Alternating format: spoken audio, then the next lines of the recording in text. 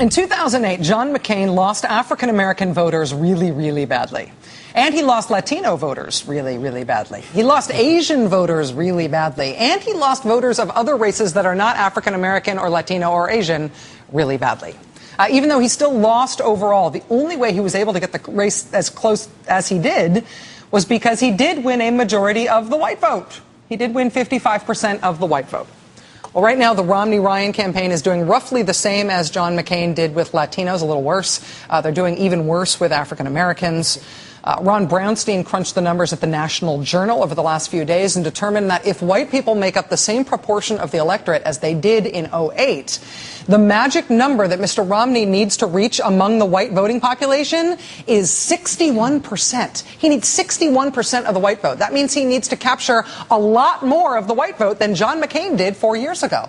He needs more of the white vote than George W. Bush got when he was reelected in 2004. He needs more of the white vote than George W. Bush got the first time around as well. He needs to beat Bob Dole in the white vote by 15 points. He needs to do better, more than 20 points better than Poppy Bush did with white voters when he lost to Bill Clinton. He even needs to be better than Poppy Bush with white voters when Poppy Bush won. He needs a higher proportion of the white vote than any Republican candidate has had in 28 years, when Ronald Reagan was reelected with a nearly 20-point overall landslide margin. The only other modern election in which a Republican got an even higher proportion of the white vote was Nixon in '72, when Nixon won the election overall by 25 points, so essentially he won everyone. I mean, even among people who think Mitt Romney's going to win this election, nobody thinks he's going to win it by 19 points the way Reagan did, or by 25 points the way Nixon did. And in the absence of a landslide, an overall landslide that big, how on earth can you plan to get that huge a proportion of white voters? Well, who knows if it is feasible, but Lord knows he is trying. Now, I love being home in this place where Ann and I were raised, where both of us were born. Ann was born at Henry Ford Hospital. I was born at Harper Hospital. No one's ever asked to see my birth certificate. They know that this is the place that we were born and raised. It's amazing. Nobody's curious about my origins and my status as an American. Nobody needs, unlike some other secret Kenyan presidents we all know. Am I right? What's the difference, peeps? The Romney campaign is still running ads also about welfare, ads that are blatantly racially charged, showing images of hard-working white people and telling them that their black president is just going to start handing out welfare checks to people who won't even look for a job. As a special bonus, the policy claims behind these very racially charged ads has been as thoroughly debunked as the birther nonsense has been. It's just made up entirely in terms of policy matters. But the Romney campaign is sticking with the strategy of campaigning on welfare.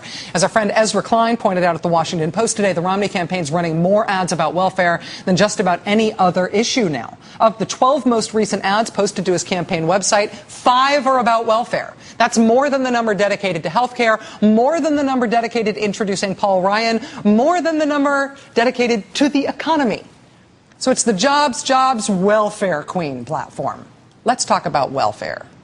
Mr. Romney, for his part, took the whole stoking white racial resentment welfare strategy a step further this weekend, defending the welfare ads to USA Today and accusing the president of taking this action that he didn't actually take on welfare as a calculation that was designed to shore up the Obama base before the election. As if people on welfare are Barack Obama's base, especially the lazy ones. Don't expect this to stop, though. The Romney folks need to get to 61% of white voters somehow. And the Romney campaign apparently believes that this welfare queen thing is working. Romney campaign aides insisting to CBS News that their racially dog-whistling, factually inaccurate welfare ads are totally working. The ads are helping the campaign gain ground with middle-class voters who are anxious about the economy. I wonder what other kinds of ads might help the Romney campaign gain ground with these middle-class voters they're reaching out for, these specific type of middle-class voters they're reaching out for. The big media guy at the main pro-Romney super PAC is the man who produced one of the most racist television ads in presidential history, the infamous Willie Horton ad. Maybe he'll have some ideas. A Republican strategist told Ron Brownstein for his National Journal piece a couple of days ago, quote, this is the last time anyone will try to do this. meaning this is the last time anyone will try to run a presidential campaign aimed at winning a slim majority of votes overall by winning a big majority of white votes. Presumably, this is the last time we will see this strategy because white voters alone will not be enough to win an election in the coming years as the country changes. And it might not be enough this year. But this year, the Republicans are almost 90% white. The new Pew numbers say, in terms of self-identified Republicans, it's 89% white now. And the calculus the Romney campaign appears to be making is that if they can maximize that vote, if they can maximize the white vote by any means necessary, then maybe they can win with nobody else supporting them. Which means we are about to find out whether you can win a presidential election in this country in this year, in the year 2012, by deliberately running against minority voters.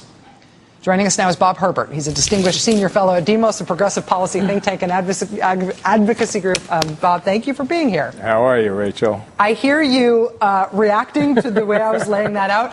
Is it because you can't believe they're doing this, or do you think that their reasoning is faulty? You know, Mitt Romney has so many problems. He's an unappealing candidate. He's not a very good politician, and he's running a campaign without a message. It's a campaign that doesn't have a theme. So what he's essentially doing is going all over the place, saying, you know, white people, please vote for me. It's the only route that he and his advisors see to an electoral victory this November. But you know, I just think that in 2012, in the 21st century, you can't win an election if that's the only thing that you've got going for you. I still think that racial appeals work. I still think that there are a fair number of people in this country who are a fair number of whites who are hostile to blacks, who do not want a black president. I don't think it's anything close to a majority of whites. So if he needs to attract white votes to win this election, and he does, it would seem to me that what would be better is to try and put forth a campaign that honestly appeals to the concerns of white voters in this country. And you could start with, you know, having a plan to develop jobs, having a plan to build a stronger economy and that sort of thing. And especially if they're talking about middle-class white voters, because I think that is a crucial voting bloc. So if you're talking about middle-class suburban voters, for example, I just don't believe they like racist appeals. I don't think that they like extremist appeals of the right or the left, you know. So it just seems to me that it's not a great strategy. The other thing that's going on around the convention, obviously beyond the party's control, is the weather and the rescheduling and the rejiggering of the schedule that entails, which involves losing a little bit of their message. They'd wanted to have sort of theme days for each of the convention. That's all. They're trying to sort of stick with some of the themes, but that's screwed up. But the other thing that's happening is that they have really brought a lot of the socially conservative issues into the discussion this week. The welfare stuff is so blatantly racial that it brings the racial discussion into mainstream discussion about what their strategy is. I mean, this isn't a cockamamie theory that I've cooked up about what Romney is doing. This seems pretty blatantly this is what they're doing. But there's also this stuff going on about abortion. And there's a split in the party about that, which is going to be aired out a little bit, I think, with the Mike Huckabee speech, likely, and with some of the fights that are on the floor. But they're also bringing that up themselves. Mitt Romney and Paul Ryan both doing interviews about that in the last few days. What happens in terms of their appeal racially to bring when they put forth those social issues up front? Does that affect any of the racial inflection that they've got? You know, I think that it's all of a piece, and I think it's instead of forward-looking, it's really backward-looking. So when you start talking about these social issues, what Mitt Romney is allowing to happen now is that he's becoming identified personally with all these issues. He's got Paul Ryan on the ticket now, so you have that whole rape/abortion issues that they just don't know how to talk about. They're on the wrong side of the issue, and they don't even know how to try and explain it. Yeah, exactly. And then they're doing these blatant racial appeals, you know. And then they've got, you know, an economic program that consists solely of tax cuts for the very wealthy. And what's happening, I think, is that the voters are seeing that this is who Mitt Romney is, that he is not the moderate who has had to sort of play along with the right wing of his party in order to get the nomination, but he's basically a practical, pragmatic, moderate guy. But now he's being identified with all of these extremist issues, and I don't think that overall that plays well. I don't think it's the narrative that he intended, certainly. It's interesting to see him off his game. I mean, part of what presidents have to do is talk when the script goes wrong. Yeah, exactly right. Fascinating stuff. Bob Herbert, Distinguished Senior Fellow at Demos. Bob, it's great to see you. Thank you. You too, Rachel. Appreciate it. Bye.